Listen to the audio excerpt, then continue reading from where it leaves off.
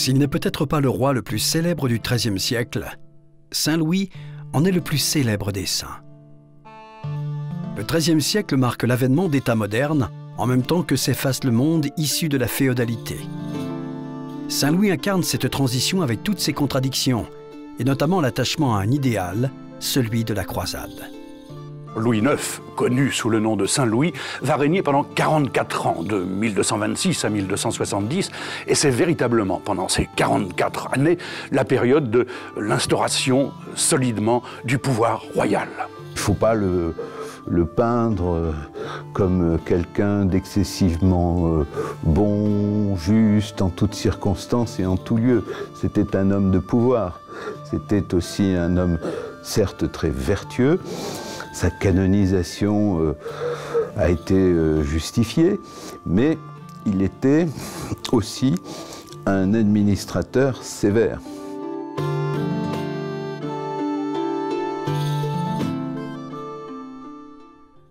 À la fin du XIe siècle, la première croisade avait vu la création d'un royaume latin en Orient, autour de Jérusalem, après la conquête de la ville sainte par Godefroy de Bouillon. L'organisation, c'est quelque chose de très important. C'est très structuré, une croisade. D'abord, il faut l'autorisation du pape, et c'est même où parfois une croisade est organisée à l'initiative du pape. C'était aussi un acte militaire qu'un acte de pèlerinage, c'est-à-dire qu'il y a à la fois des soldats et des pèlerins. Tandis qu'au cours de la Troisième croisade, Richard Cœur de Lion réussit à sauver ce royaume des griffes du grand chef de guerre musulman Saladin, il ne put sauver Jérusalem. Les croisades suivantes n'ont guère modifié cette situation déjà complexe au Proche-Orient, mais elles ont permis la création d'un autre État latin par des seigneurs francs, au détriment de l'Empire byzantin qui voit Constantinople chuter une première fois. La France de Saint-Louis est le pays le plus peuplé de la chrétienté. 10 millions d'habitants sur les 60 que compterait l'Europe. 10 millions de paysans ou presque. La ville devient de plus en plus attractive. La population de Paris est estimée à 100 000 habitants au début du règne, peut-être 150 000 à la mort du roi. Des chiffres qu'il faut tout de suite relativiser avec ceux qui caractérisent l'hégémonie de la puissance mongole au XIIIe siècle sur l'ensemble du continent eurasiatique. Gengis Khan et ses descendants vont construire par les armes le plus vaste empire ayant jamais existé. 33 millions de kilomètres carrés, les superficies cumulées de la Russie, du Canada et des États-Unis.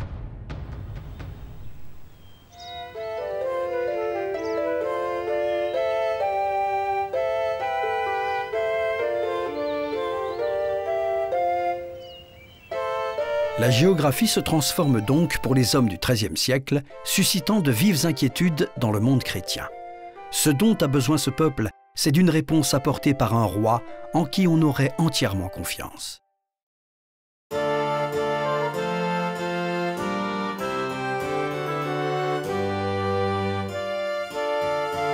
Saint-Louis est né en 1214, l'année de Bouvines, bataille qui marque la victoire de son grand-père Philippe Auguste face à l'empereur allemand du Saint-Empire germanique, Othon IV, allié du roi d'Angleterre Jean sans Terre, une coalition des deux autres nations chrétiennes influentes d'Europe occidentale.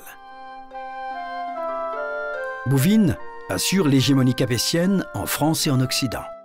Bouvines s'est déroulée un dimanche.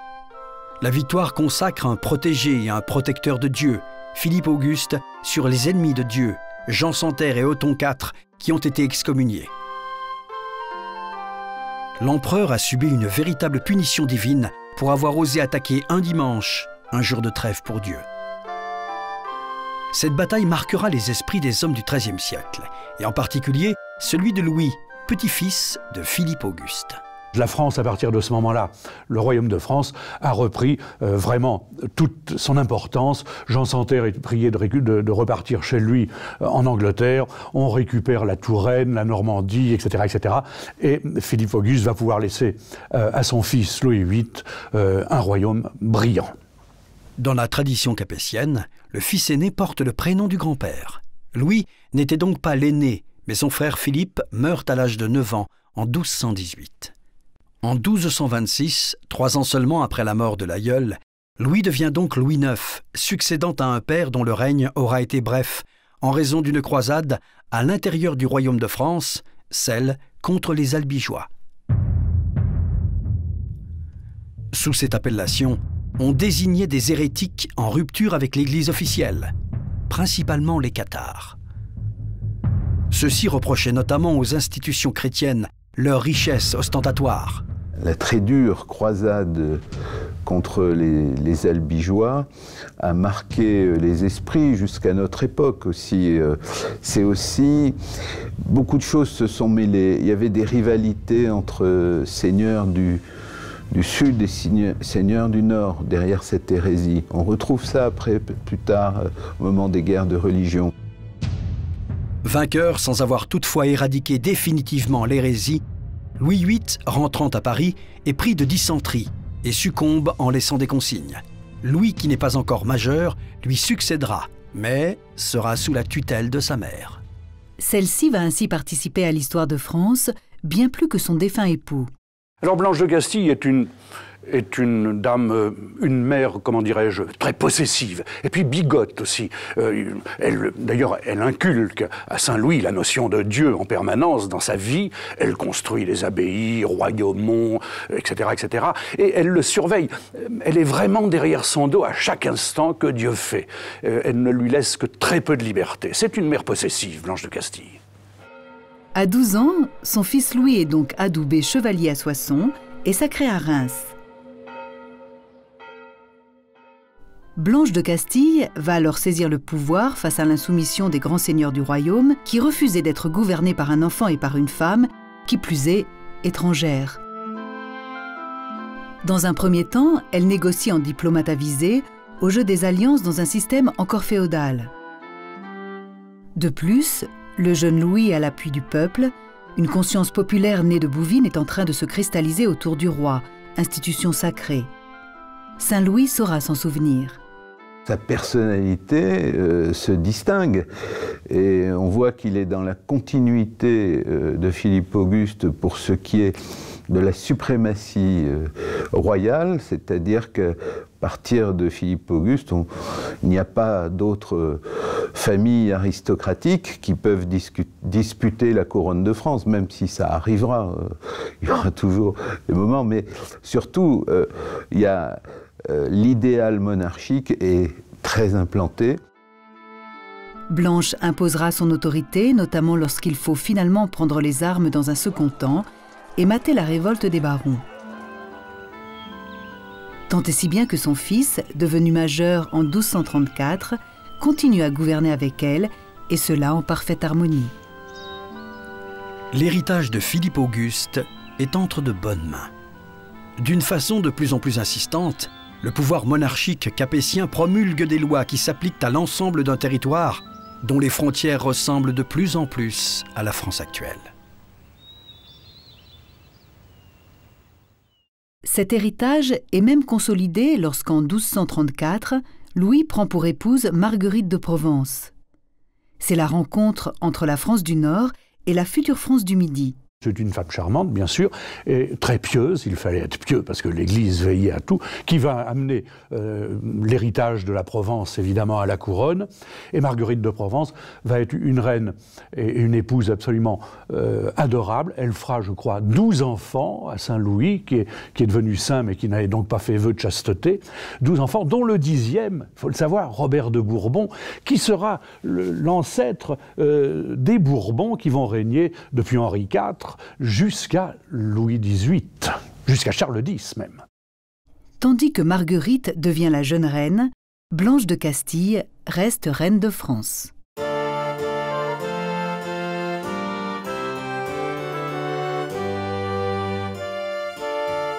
Louis a le sens dynastique. Il est le premier roi de France à avoir connu son grand-père. De l'esprit de son aïeul, Louis a hérité de celui de chef d'État. Philippe Auguste venait de faire prendre à la monarchie française le virage le plus important de toute son histoire, une centralisation administrative, financière et morale autour de Paris. L'importance d'une ville se mesure à l'aune de ses remparts.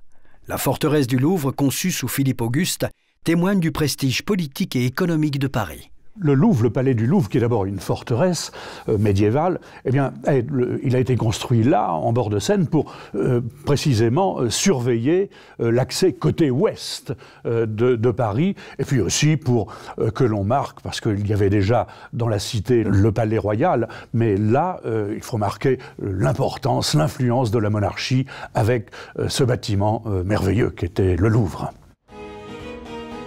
Tout l'Occident chrétien connaît un essor économique depuis le XIe siècle. Ce dynamisme commence à bénéficier aux grandes villes où transite et se monnaie une quantité toujours plus grande de marchandises.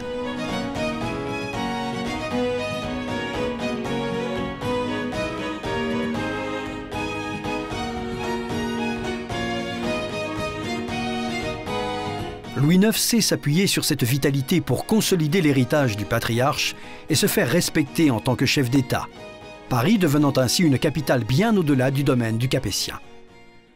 Mais un État doit pouvoir s'appuyer sur des valeurs encore plus solides. Or, une terrible nouvelle de Constantinople arrive aux oreilles de Louis IX.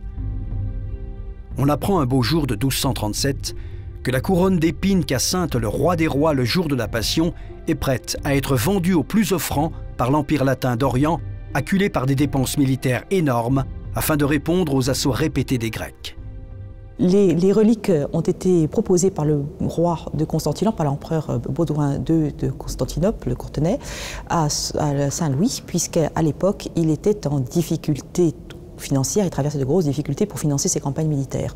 Et donc il a décidé de se séparer de la couronne d'épines que le roi de France lui propose d'acheter pour un prix absolument extravagant à l'époque, qui est de 135 000 livres. Juste pour vous donner un rapport, l'ensemble de la construction de la Sainte-Chapelle s'est élevé à 40 000 livres, contre les 135 de l'acquisition de la couronne d'épines.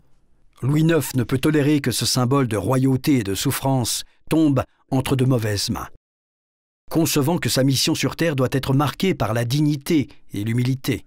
Avec lui, la couronne est entre de bonnes mains. Cette acquisition va apporter au roi Louis IX non seulement l'objet de dévotion de ce roi très pieux, mais également une assise politique beaucoup plus forte, puisque c'est la France qu'a choisi le Christ pour être détenteur de cet insigne relique de sa passion. Dès 1237, Louis et Blanche envoient un émissaire, mais il faudra encore 2 ans pour que la très sainte relique rejoigne Paris.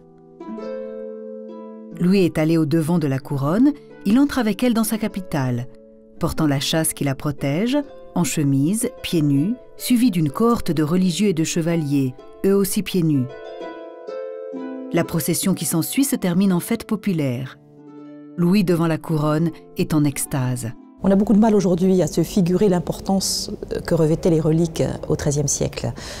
C'était un objet de médiation, en fait, entre l'homme et Dieu. Donc il y avait vraiment une importance considérable.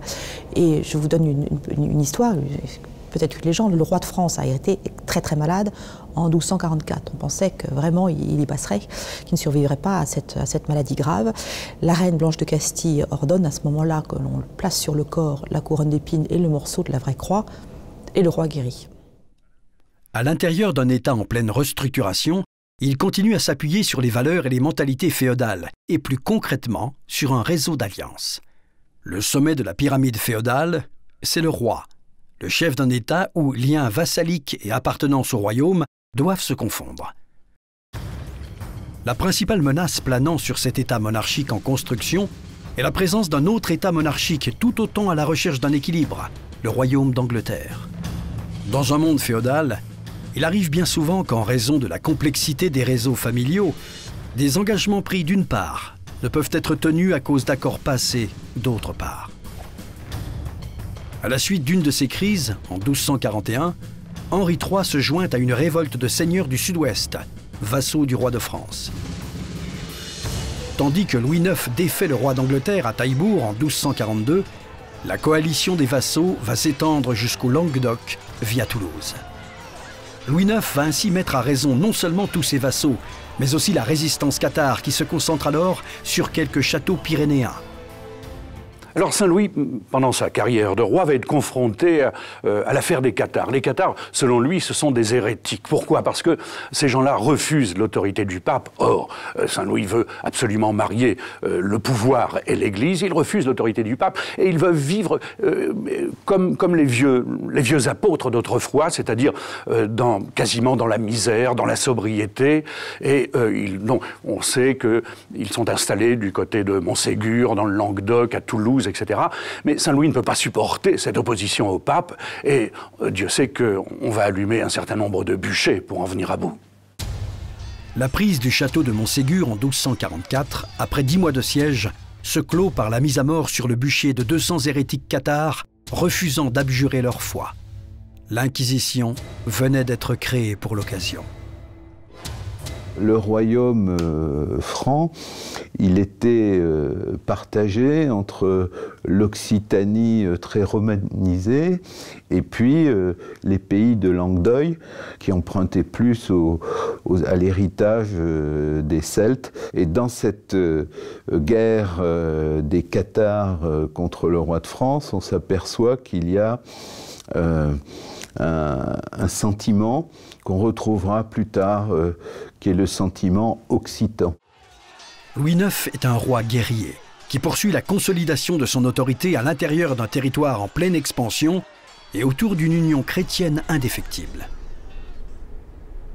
En 1244, tout comme son père au retour d'une campagne militaire menée dans le sud de la France, Louis IX est pris de dysenterie. Ému par les larmes de 2 servantes qui le veillent et le croient agonisé, il fait vœu de se croiser si Dieu lui permet de se rétablir. Et le rétablissement s'opère.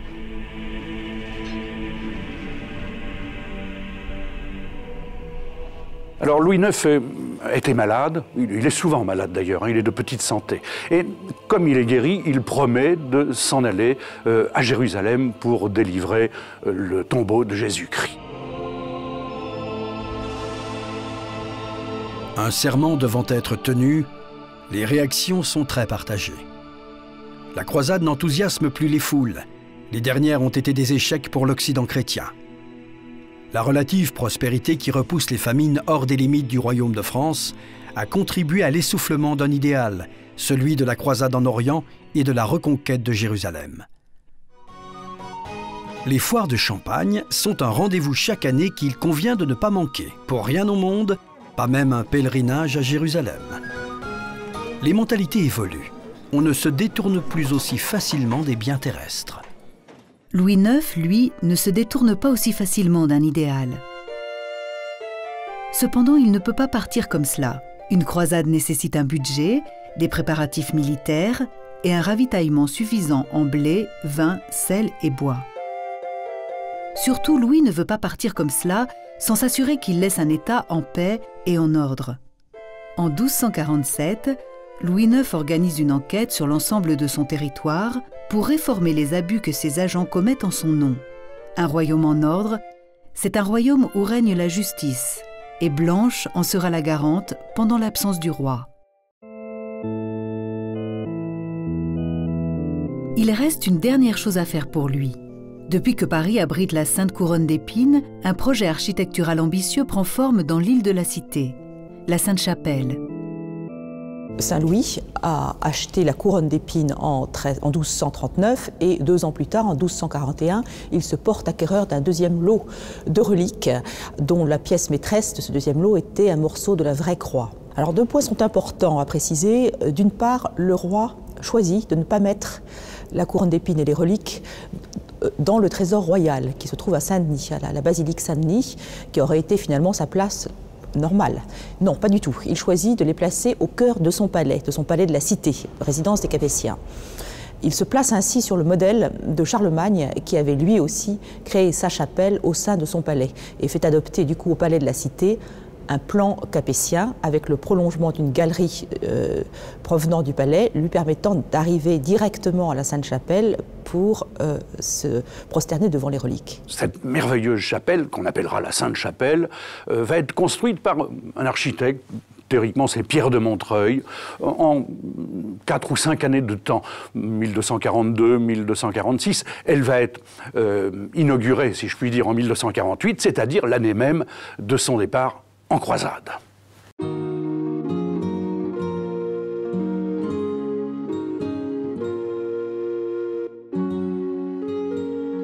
Monument à la gloire de Dieu, tout y est équilibre.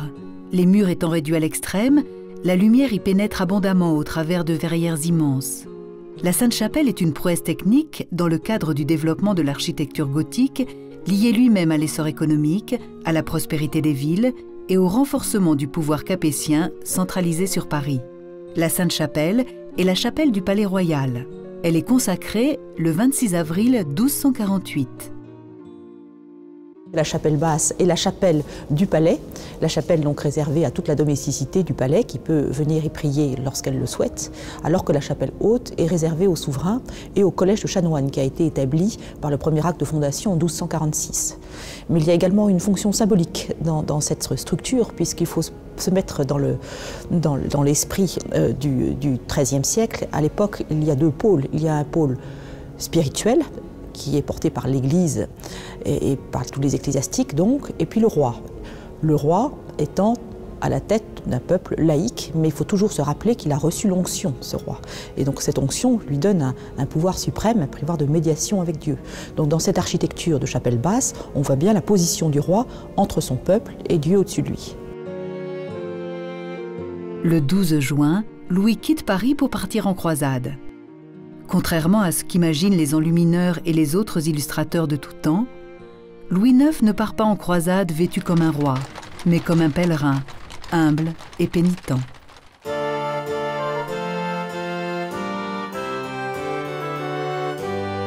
En intégrant la Provence au domaine royal, Louis IX a ouvert au royaume de France les portes de la Méditerranée. L'embarquement des croisés se faisant généralement à Marseille, port situé à l'intérieur du Saint-Empire germanique, Louis a fait construire de l'autre côté du Rhône le port d'Aigues-Mortes. Alors au moment de partir en croisade, évidemment, il se pose sensément cette question. Il me dit, il me faut une base sur la Méditerranée pour pouvoir embarquer vers la Terre Sainte. Et cette base, eh bien, ça ne peut pas être Marseille, parce que Marseille appartient au roi de Naples, ça ne peut pas être Montpellier qui appartient au roi d'Aragon. Donc il trouve Aigues-Mortes. Et c'est là qu'il va en effet décider d'aménager Aigues-Mortes comme rampe de lancement vers la Terre Sainte. Il y a là surtout une stratégie économique, afin de participer aux échanges qui s'intensifient entre les ports italiens de Gênes et de Venise et l'Orient, et bientôt l'Extrême-Orient. Mais Aigues-Mortes est aussi un port militaire, et le 25 août 1248, Louis peut prendre la mer d'un port français. Après avoir réparti sur les 1800 navires les 8000 chevaux, l'armée s'embarque. 2500 chevaliers, autant d'écuyers et de valets, une quinzaine de milliers de soldats à pied. Pas loin de 25 000 hommes en tout, tous promis au salut éternel. Louis attend beaucoup de cette croisade. Pense-t-il qu'elle peut durer? Toujours est-il que sa femme l'accompagne, ainsi que ses frères et leurs épouses. La croisade est une entreprise royale, et dans une monarchie encore féodale, c'est donc une entreprise familiale. Ils accostent à Chypre en septembre. L'île, conquise par Richard Cœur de Lion en 1191, est depuis une tête de pont pour les armées en croisade. Le premier objectif est l'Égypte, dont le sultan, très remuant, s'attaque aux possessions chrétiennes. La mer est trop dangereuse en hiver. Louis et son armée le passent à Chypre. Pourtant, au printemps 1249, enfin au large de l'Égypte, des vents violents séparent en deux la flotte royale. Louis n'a plus que 700 chevaliers avec lui. Cela n'empêche pas les croisés de prendre la ville de Damiette le 5 juin 1249. Mais la croisade va rapidement mal tourner sur la route du Caire. Les hommes de Louis IX sont constamment harcelés par les attaques des Mamelouks qui composent depuis des siècles une milice pour le sultan d'Égypte. À l'origine, ces guerriers redoutables sont des esclaves affranchis. Au cours de cette 7e croisade, ils s'apprêtent à renverser le sultan. Mais une autre menace plane sur l'armada chrétienne. Le monde méditerranéen est dangereux pour ses vents et ses vagues, mais il est aussi le monde des épidémies. Un fléau s'abat sur les croisés, le scorbut. la route du Caire est encore longue. Tandis que nombre d'hommes sont atteints et recrachent la chair de leurs gencives pourries avant de mourir, Louis IX et ses compagnons enchaînent les faits de chevalerie, notamment le 9 février 1250, à l'occasion du siège de la citadelle de Mansoura, où ils combattent et l'emportent sans arc ni arbalète, mais à la masse et à l'épée. La victoire a un prix. Un frère du roi a perdu la vie et l'armée, usée par les épreuves, est privée de ravitaillement. Les musulmans ont coupé la route qui mène vers le Nil. Il faut battre en retraite. Celle-ci prend fin le 6 avril 1250, quand le roi et une grande partie de ses hommes sont faits prisonniers. C'est une tragédie pour un roi chrétien que d'être aux mains des infidèles. En particulier quand votre femme donne naissance à un nouveau fils, prénommé Jean Tristan, afin de rappeler le terrible événement auquel il sera à jamais associé. Dès le départ, ça s'annonce pas trop mal d'ailleurs, puisque on arrive en Égypte, l'armée de Louis IX parvient à s'emparer de Damiette, et puis on marche vers Saint-Jean d'Acre, et c'est à ce moment-là qu'on est bloqué. On voudrait d'abord essayer de marcher sur le Caire, parce que la grande idée quand même aussi de Louis IX, c'était de faire de l'Égypte une colonie française. Et on est arrêté à Mansoura. À Mansoura, c'est là que d'ailleurs Saint-Louis va perdre son frère, Robert Ier d'Artois, et que lui-même, après un semblant de victoire, va se faire capturer par le dénommé Beibar le Mamelouk, et on va devoir payer une rançon pour la libération de Saint-Louis. Marguerite, la jeune reine, restée à Damiette avec une partie de l'armée, arrive à rassembler la rançon exigée par le sultan en un temps record, 1 mois. Le réseau qui répond aux besoins de la croisade a bien fonctionné. Les banquiers italiens ont avancé l'argent, ayant des assurances sur l'équilibre du trésor royal.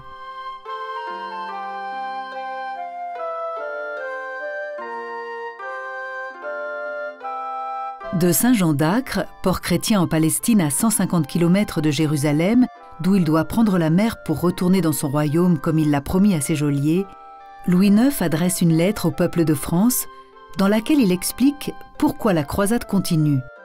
Les musulmans n'ont pas tenu leurs engagements non plus, en ne libérant pas les autres prisonniers. Louis se doit de rester pour eux.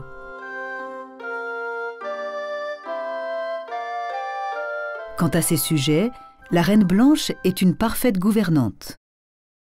Louis est aussi en attente de quelque chose de bon. Les musulmans autorisent le pèlerinage à Jérusalem, mais Louis veut entrer dans une Jérusalem libre.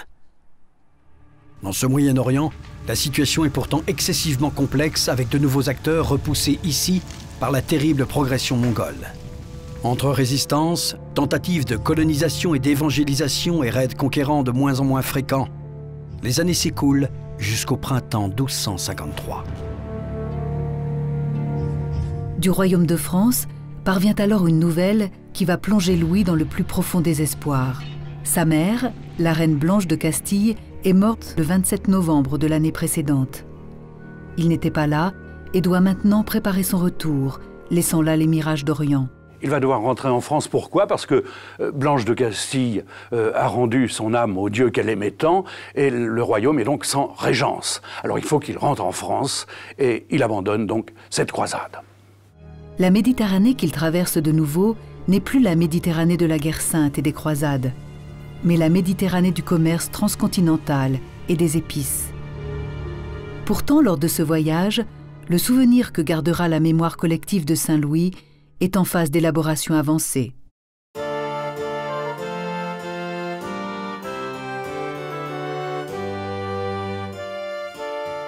Parti en croisade vêtu comme un pèlerin, il en revient aussi sobrement habillé et reste ainsi, tel un pénitent. S'il n'a pas pu réussir à repousser les Sarrasins et les Mongols, du moins peut-il suivre un autre idéal qu'il avait laissé aux mains de Blanche. Le règne de la justice et de la paix au royaume de France et dans tout l'extrême-occident chrétien.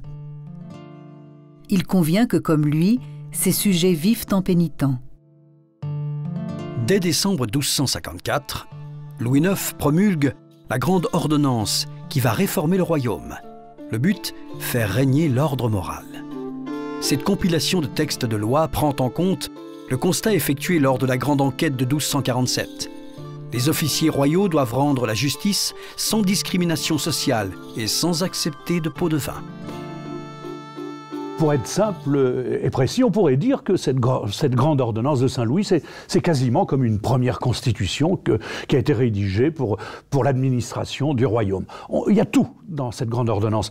L'administration royale, les impôts, la nomination des baillis dans les régions, etc. Le code de la justice, tout est là. Je crois que Saint-Louis a réussi à créer une constitution pour véritablement gouverner la France comme un pays moderne. Plus qu'une réforme administrative, c'est une réforme profonde des mentalités qui est le préalable au projet de Louis IX. Des mentalités perverties par l'essor économique dont profitent laïcs et hommes d'église. Alors que la Grande Ordonnance s'appuie déjà sur des principes de la justice moderne, comme la présomption d'innocence et l'intégrité, elle conserve de médiéval des lois qui ressemblent davantage à des prescriptions morales dans le but de purifier le royaume. Il est interdit de blasphémer. Les jeux de hasard et d'argent sont proscrits. Les prostituées sont bannies du lieu, c'est-à-dire des villes. Elles sont autorisées à exercer hors des enceintes, dans des baraques en bois, appelées bordes, puis bordels.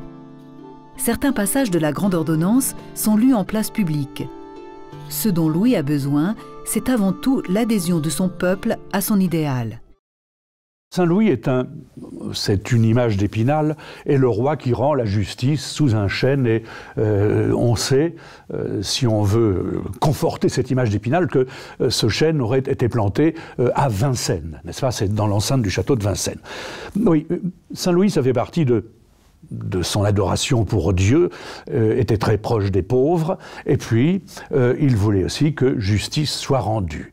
Et alors, pour cette justice, il va créer véritablement un code de la justice, c'est-à-dire qu'on ne la rend plus n'importe comment, mais il va y avoir des enquêtes, on fait des enquêtes, on a le droit à des défenseurs, donc la justice est rendue de façon très savante, j'allais dire. C'est vrai que Saint-Louis avait organisé des cours de justice où on pouvait directement demander justice au roi. Il ne faut pas croire que c'était un homme épris toujours d'équité absolue. Quand il la rendait lui-même, c'était parfois une justice exécutive et sauvage.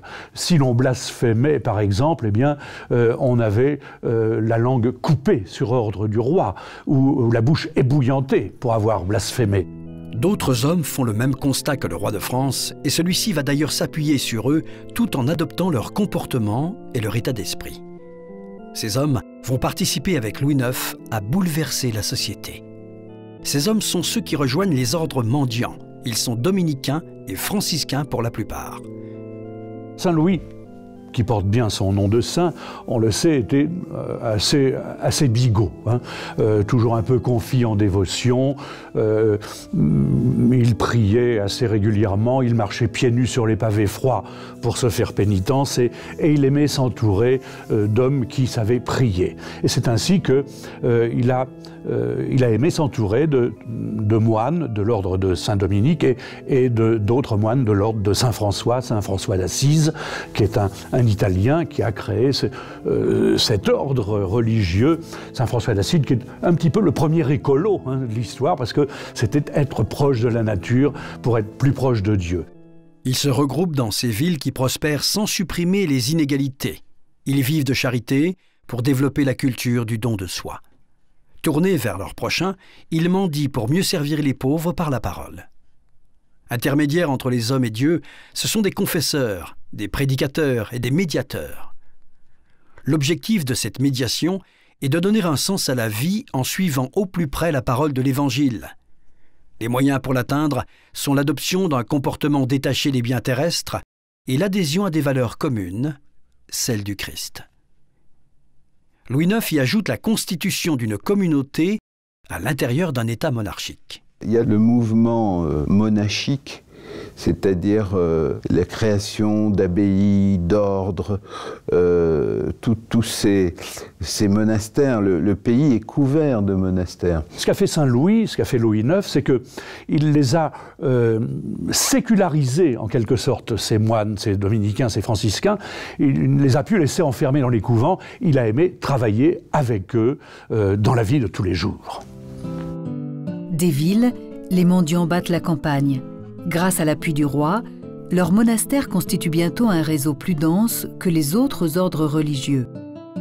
Soutenus par le roi, ils vont transformer un peuple de paysans en véritable opinion publique. Opinion publique qui avait pris conscience d'elle-même un dimanche à Bouvines. Comme les mendiants, Louis vit dévotement et fait manger les pauvres. Et dans les bois de Vincennes, Louis rend la justice aux laissés-pour-compte, à la veuve et à l'orphelin. Saint Louis a aussi s'est penché sur la vie des pauvres en créant, on le sait, des hôtels-dieux, que ce soit à Pontoise, que ce soit l'hôtel-dieu de Vernon, que ce soit les 15-20 pour les aveugles. C'est quelqu'un qui veillait véritablement sur ces sujets. C'est en cela que l'on peut parler de moralisation de la vie politique et de la vie quotidienne en même temps. C'est un véritable projet de gouvernement rationnel, où les évêques eux-mêmes sont soumis à la grande ordonnance. C'est la constitution d'un État laïque, mais avec une idéologie médiévale. De la réussite de ce programme politique dépend le salut d'un roi et de son peuple. En complément de ce pouvoir politique et du pouvoir de l'Église contrôlé par les mendiants, l'effervescence des villes permet à d'autres pouvoirs de s'exprimer. Celui des universités notamment. L'Université de Paris est la référence en matière de théologie. La science qui permet d'accéder au projet divin et donc au salut. C'est un fils de paysan, Robert de Sorbon, qui après avoir lui-même gravi les échelons de la hiérarchie sociale grâce à des études supérieures, fonde en 1257 un collège pour étudiants en théologie désargentés qui prend son nom. Parmi les prêtres que Saint Louis affectionnait par-dessus tout, il y en avait un qui s'appelait Robert de Sorbon. Et Robert de Sorbon était un théologien merveilleux et qui a dit au roi un jour, il faut peut-être faire un grand collège, une grande école pour apprendre la théologie, pour apprendre les lettres. Et Saint Louis lui donne le feu vert. Et c'est ainsi que Robert de Sorbon va créer ce qui est la première université de l'histoire, la Sorbonne. Après Athènes, après Rome, Paris devient la nouvelle capitale intellectuelle de toute l'Europe. La France elle-même devient la référence européenne des arts. L'architecture gothique et ses images médiatiques assurent le lien déjà entretenu par les ordres mendiants entre ce mouvement culturel qui prend forme et le peuple de France.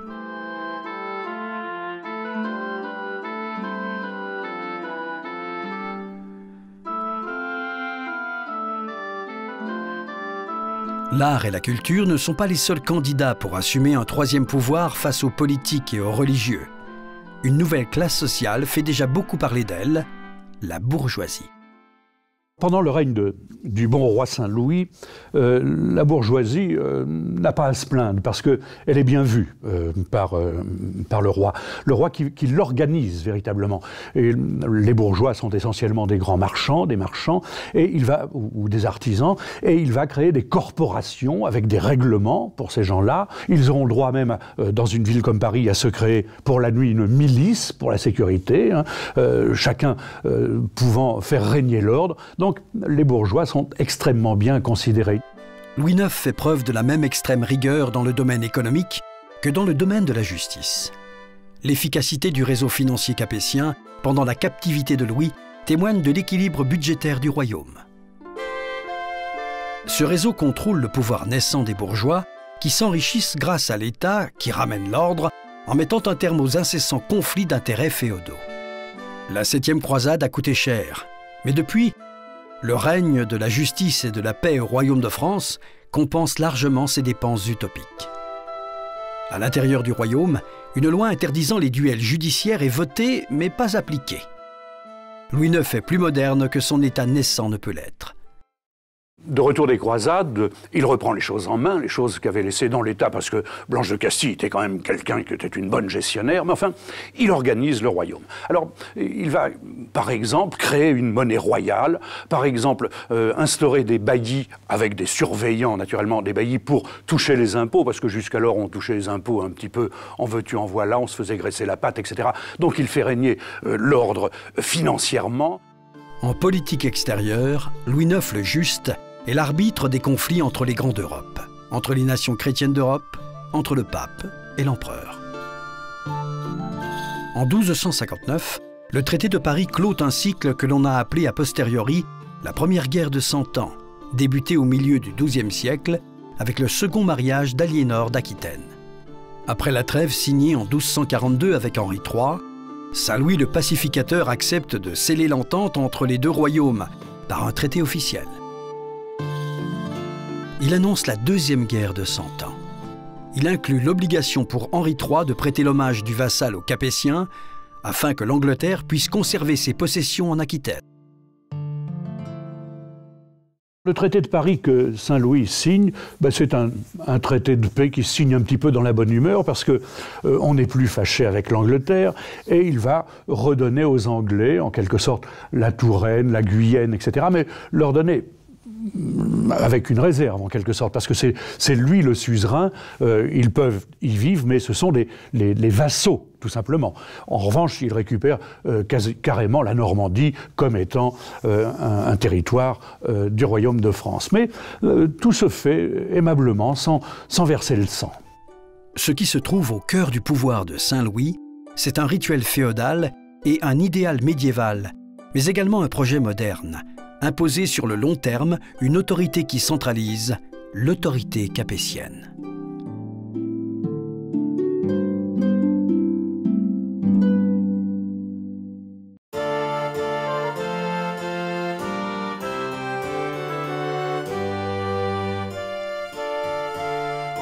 Que le coup est rude quand Louis IX perd son fils aîné éponyme en 1260. Mais Louis IX règne sur le plus grand royaume d'Europe. Même face à l'Empire, il possède la plus grande armée. Surtout, à partir de 1262, une série d'ordonnances monétaires donne progressivement aux ateliers royaux quasi-monopole de la frappe de la monnaie, ce qui permet à l'État de mieux contrôler les prix et ce qui renforce également la grande popularité de Louis IX. Après 5 siècles d'absence, en 1266, Louis est le premier roi de France à battre une monnaie d'or, l'écu. Il le fait par prestige, mais aussi avec la volonté de concurrencer les autres acteurs de l'économie méditerranéenne, Venise, Gênes, Byzance et l'islam. Saint-Louis, une fois de plus, a une idée de génie. Il s'est dit, je vais frapper une monnaie qui sera la monnaie de la France. Parce qu'on payait avec des monnaies régionales assez régulièrement. Alors on imagine les difficultés pour les conversions, parce que ça n'avait pas la même valeur si c'était en Touraine, si c'était en Picardie, etc. Donc il va créer une monnaie nationale, l'écu d'or. Et à partir de ce moment-là, c'est véritablement encore un grand pas vers le monde moderne et vers le progrès. Dans sa volonté de maîtriser les échanges et les flux financiers, Louis édicte des lois afin de limiter l'influence des usuriers et en particulier celle des non-chrétiens, pas tant les étrangers que les juifs. En 1269, afin de les empêcher de nuire, il impose aux juifs de porter un signe distinctif, une rouelle jaune comme l'or qui les pousse au péché capital de l'avarice. Cette intolérance envers la communauté juive s'appuie avant tout sur des raisons idéologiques et pour l'heure spirituelle. Il a appliqué des mesures discriminatoires à l'égard des Juifs. De façon curieuse d'ailleurs, parce que c'était les Juifs convertis au catholicisme qui lui demandaient de l'appliquer vis-à-vis de ceux qui n'étaient pas convertis, c'est-à-dire des marques distinctives, et puis l'interdiction de l'usure, etc. En étouffant le crédit juif, ces mesures auront des conséquences économiques catastrophiques au cours du XIVe siècle. Pire encore, cette politique est une étape fondamentale dans le processus d'élaboration d'une idéologie antisémite qui bouleversera l'Europe bien des siècles plus tard.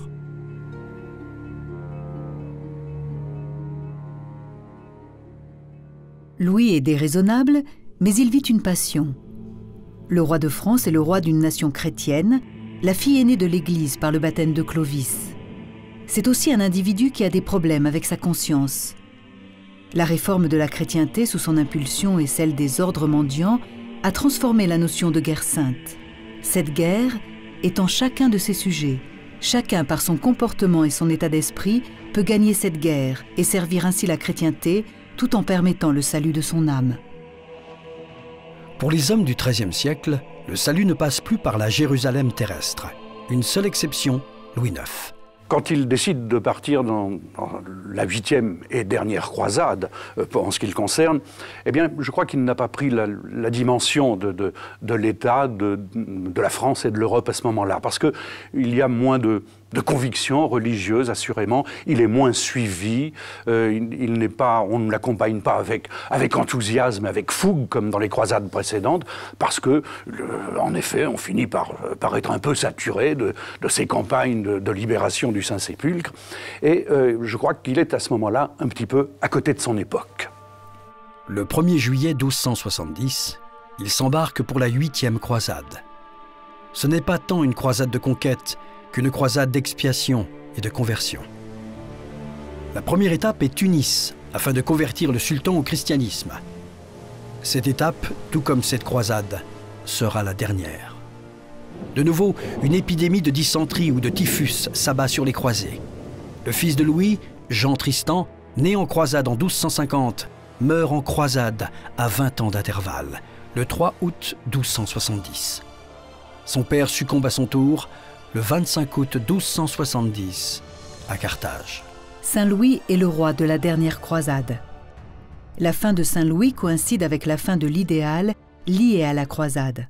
À l'occasion de cette 8e croisade, on le sait, il est à Tunis. Il est à Tunis et il tombe malade. Alors, certains historiens nous disent que c'est la peste, d'autres nous disent que c'est la dysenterie.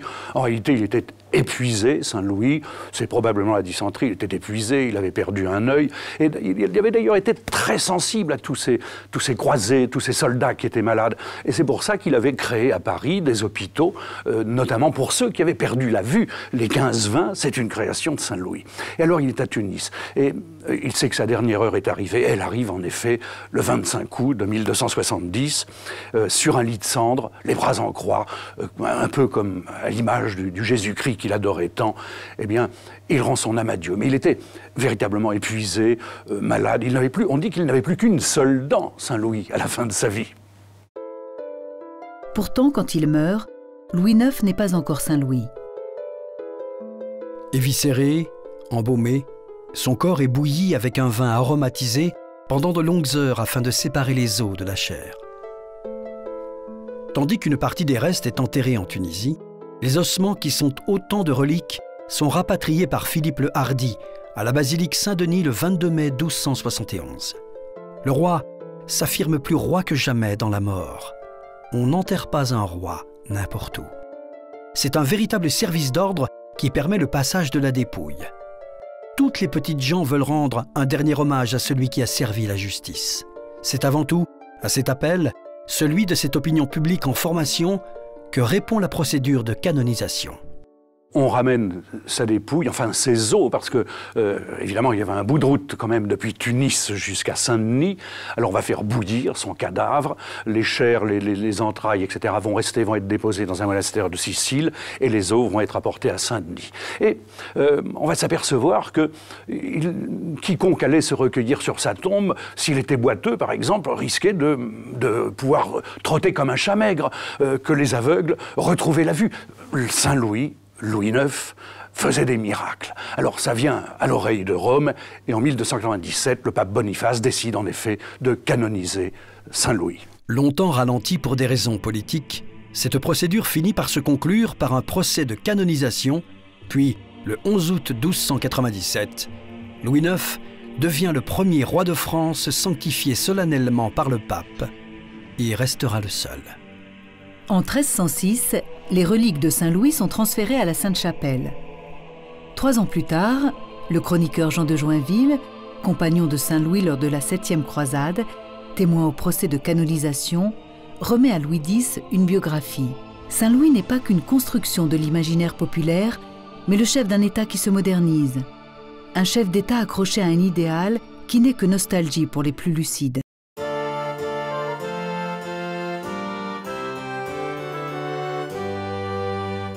Après avoir parachevé l'œuvre de Philippe Auguste en s'installant au sommet de la pyramide féodale, Saint-Louis a donné un tout autre sens à cette logique hiérarchique. En rendant la justice aux plus humbles et en assurant la paix, Saint-Louis a permis de mettre un terme à la féodalité. Le pouvoir ne se trouve plus émietté, mais centralisé à Paris. Une centralisation du pouvoir qui va progressivement, pendant de longs siècles, mettre à mal toutes les coutumes et tous les usages médiévaux. Le règne de Louis IX est une véritable station de correspondance entre deux systèmes politiques et deux modes de pensée, bien avant François Ier. Face au dynamisme économique, Saint-Louis s'est adapté politiquement, mais aussi culturellement. Sage et vertueux, il apparaîtra comme un modèle de monarque éclairé au XVIIIe siècle pour les Lumières. Il est avant tout un roi qui a marqué la conscience populaire, un Don Quichotte qui avait fait ses preuves. Le 19 mai 1940 a lieu à Notre-Dame de Paris une cérémonie religieuse pour protéger Paris de l'avancée allemande. On exhibe alors la Sainte Couronne d'épines lors d'une procession, comme cela se fait encore aujourd'hui, le premier vendredi de chaque mois.